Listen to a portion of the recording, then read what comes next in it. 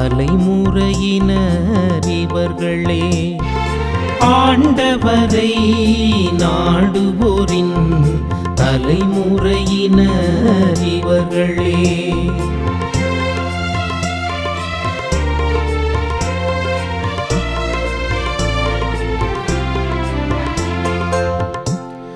மண்ணுலகும் அதில் நிறைந்துள்ள அனைத்தும் ஆண்டவருடையவை. நிலவுலகும் அதில் வாழ்வனவும் அவருக்கே சொந்தம். ஏனெனில் அவரே கடல்களின் மீது அதற்கு அடித்தளமிட்டார். ஆறுகள் மீது அதை நிலைநாட்டினவரும் அவரே. ஆண்டவரை நாடுவோரின் தலைமுறையினர் இவர்களே. ஆண்டவரை நாடுவோரின் தலைமுறையினர் இவர்களே.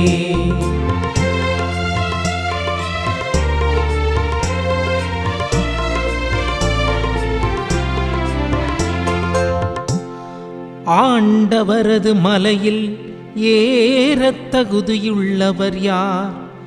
அவரது திருத்தலத்தில் நிற்கக்கூடியவர் யார்?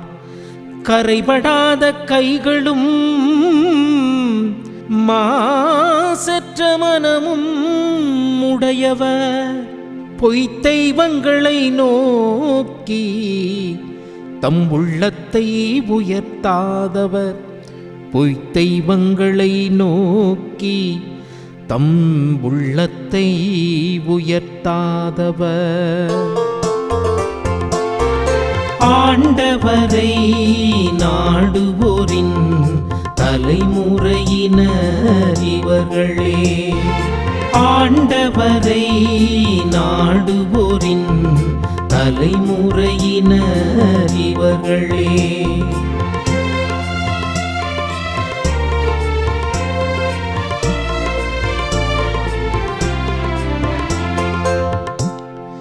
இவரே ஆண்டவரிடம் ஆசி பெறுவார். தம் மீட்பராம் கடவுளிடமிருந்து நேர்மையாளர் என தீர்ப்பு பெறுவார். அவரை நாடுவோரின் தலைமுறையினர் இவர்களே. யாக்கோபின் கடவுளது முகத்தை தேடுவோர் இவர்களே. யாக்கோபின் கடவுளது முகத்தை தேடுவோர் இவர்களே. ஆண்டவரை நாடுவோரின் தலைமுறையினர் இவர்களே. ஆண்டவரை நாடுவோரின் தலைமுறையினர் இவர்களே. கிறிஸ்து இயேசுவில் எனக்கு மிகவும் பிரியமான என் அன்பு சகோதர சகோதரிகளே, மாதா தொலைக்காட்சியினுடைய நேயர்களே, தினம் ஒரு திருப்பாடல் என்கின்ற இந்த நிகழ்ச்சி வழியாக உங்கள் அனைவரையும் காண்பதிலே நான் மகிழ்ச்சி கொள்கிறேன். உங்கள் அனைவருக்கும் எனது காலை வணக்கங்களை உரித்தாக்கிக் கொள்கிறேன். பிரியமானவர்களே, திரு அவை இன்று நவம்பர் 1ஆம் தேதி அனைத்து புனிதர்களுடைய திருவிழாவை கொண்டாடுகிறது. நாமும் அந்த அவையிலே புனித கூட்டத்திலே சேரத்தான் அழைக்கப்பட்ட நபர்களாக இருக்கிறோம். எவ்வாறு வாழ்ந்தால் நாம் அந்த புனிதர் கூட்டத்தில் ஒரு உறுப்பினர்களாக அங்கமாக சேர முடியும் என்பதை இந்த ஒரு திருப்பாடல் நமக்கு படிப்பித்து கொடுக்கிறது.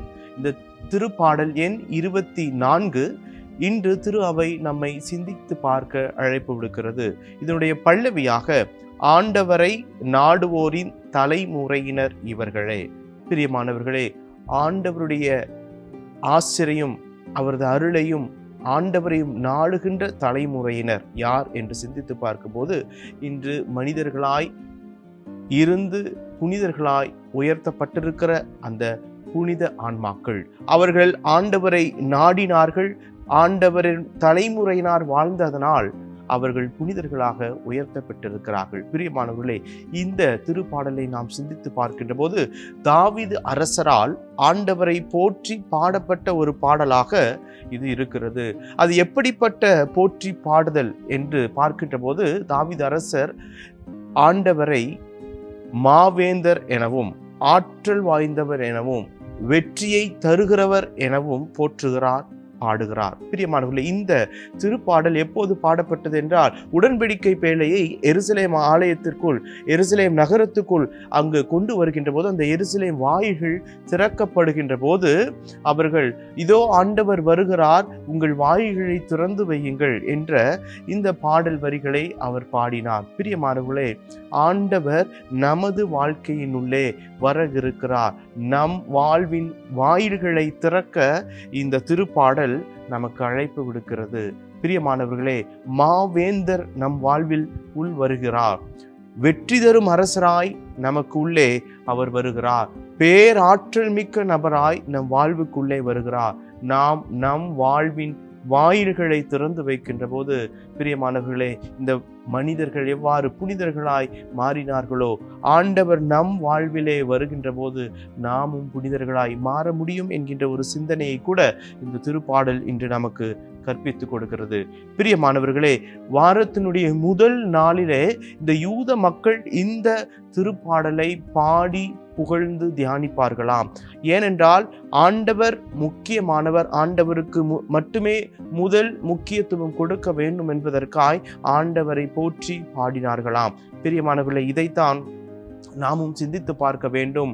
வாரத்தினுடைய முதல் நாள் மட்டுமல்ல, எல்லா தினமும் முதல் வேளை ஆண்டவரை நாம் போற்றி புகழ்ந்து ஆராதிக்க வேண்டும், துதிக்க வேண்டும். பிரியமானவர்களே, அவ்வாறு செய்கின்ற போது இதோ மோசேயிடத்தில் ஆண்டவர் கொடுத்த 10 கட்டளையிலேயே பார்ப்பது போல, நானே உன் கடவுளாகிய ஆண்டவர், என்னை தவிர வேறு கடவுள் இல்லாமல் இருக்கட்டும். பிரியமானவர்களே, நாம் ஆண்டவருக்கு முக்கியத்துவம் கொடுக்காமல் மற்ற காரியங்களுக்கு கொடுக்கின்ற போது நாம் ஆண்டவரை மறந்து விடுகிறோம், மற்ற காரியங்களை நாம் உயர்த்தி வைக்கிறோம்.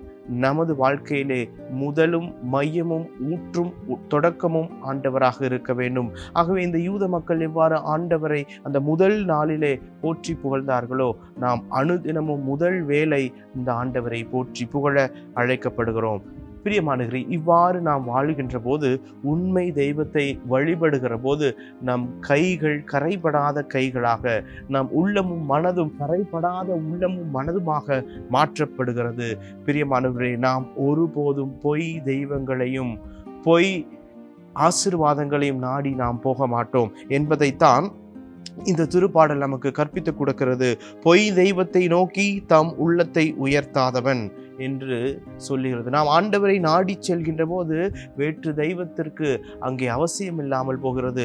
உண்மையான ஆண்டவர், மாவீரர், பேராற்றல் கொண்டவர் என் வாழ்விலே வருகின்ற போது எனக்கு எத்தனை பெரிய சோதனை வந்தாலும் அதில் வெற்றி கொடுக்கிற ஆண்டவராக என் வாழ்விலே வருகிறார் என்பதை நாம் சிந்தித்து தியானித்து ஆராதித்து அவரை வரவேற்க வேண்டும். பிரியமானவர்களே, ஆண்டவர் நம்மை ஆசீர்வதிக்கிறார் என்றால் அதற்கு காரணம் என்ன?